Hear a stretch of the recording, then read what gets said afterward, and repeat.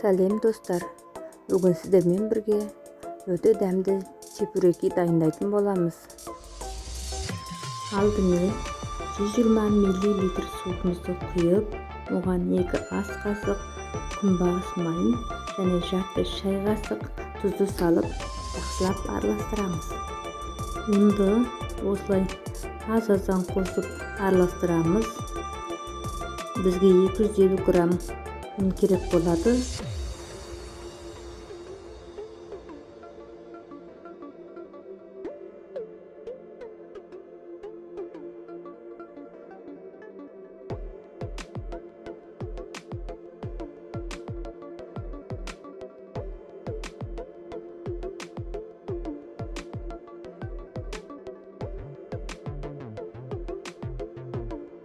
Міне қамырымыз дайын болды. Осындай жұмсақ қамыр шықты. Енді біз оны салапанға орап 10 минутқа тындыруға қоямыз.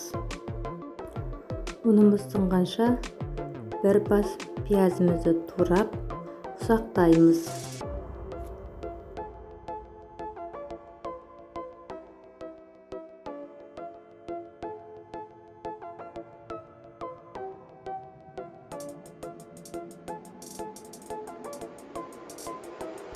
Чебуректің салмасына 300 грамм фарш, 1 пияз және 50-60 мл су керек болады.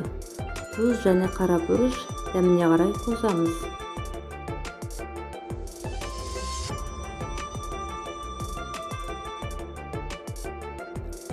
Тұнған қамырымызды 1/8 бөлікке бөлеміз.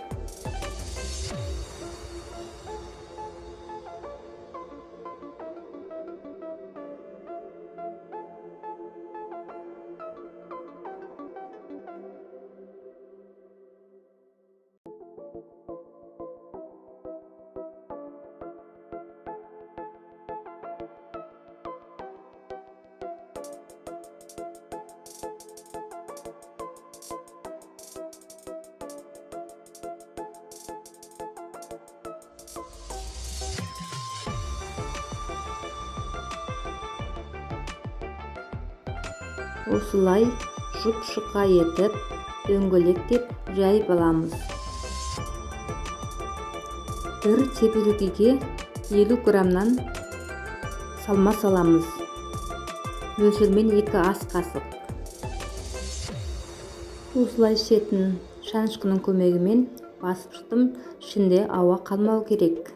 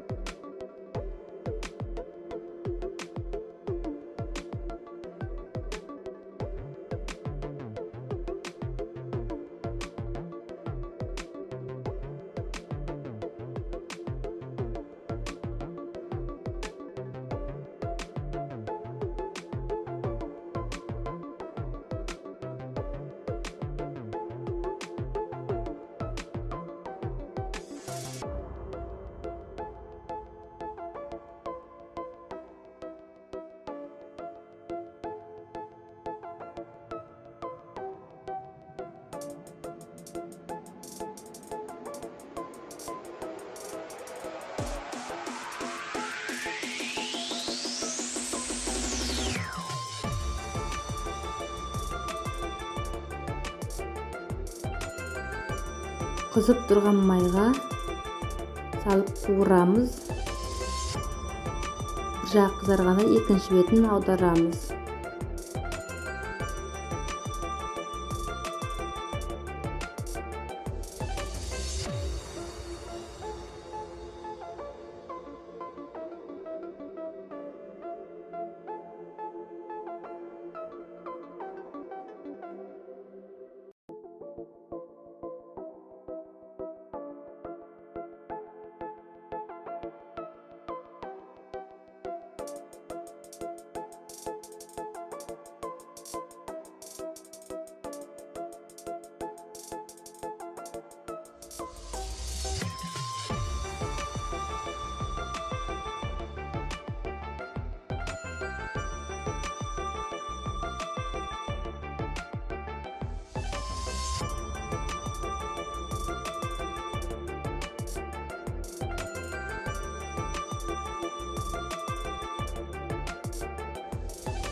чебуреки өте дәмді болды. Балаларыма қатты ұнады.